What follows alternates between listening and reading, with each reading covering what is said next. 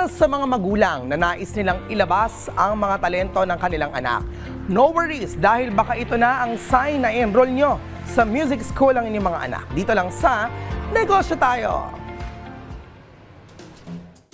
Ako po ay si Miss Binky Saran Reyes. Nag-o-offer po ng voice lesson, guitar, piano, drum lesson, and of course, we also offer recording services here.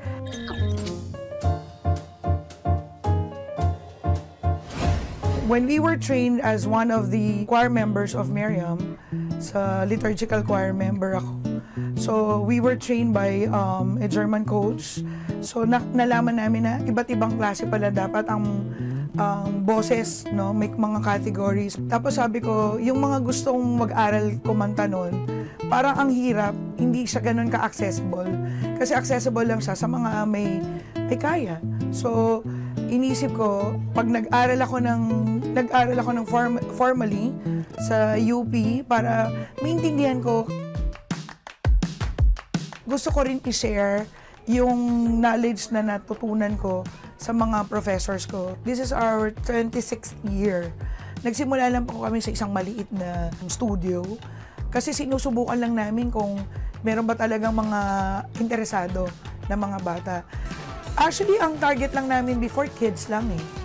Tapos naging kids, teens, adults, and then nag-venture kami sa hobbyists, sa amateurs, sa mga professionals. Kasi maraming mga professionals na magaling silang kumanta but they do not know the proper technique.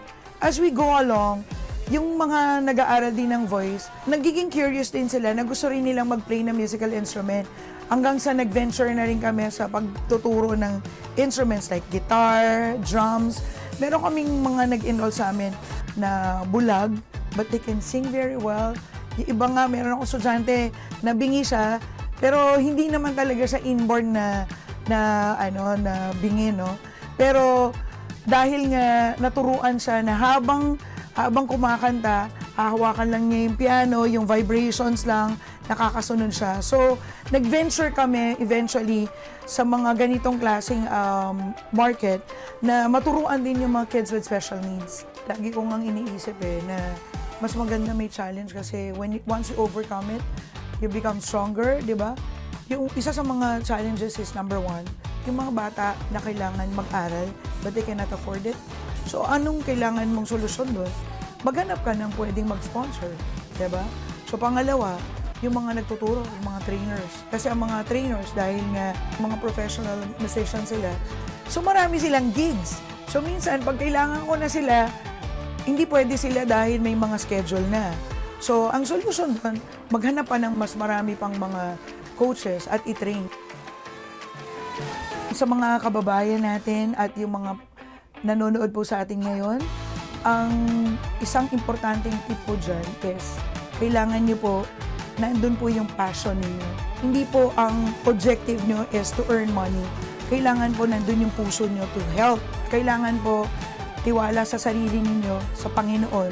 Siyempre, ang unang-una, and at the same time, laging mag-pay forward para maging successful.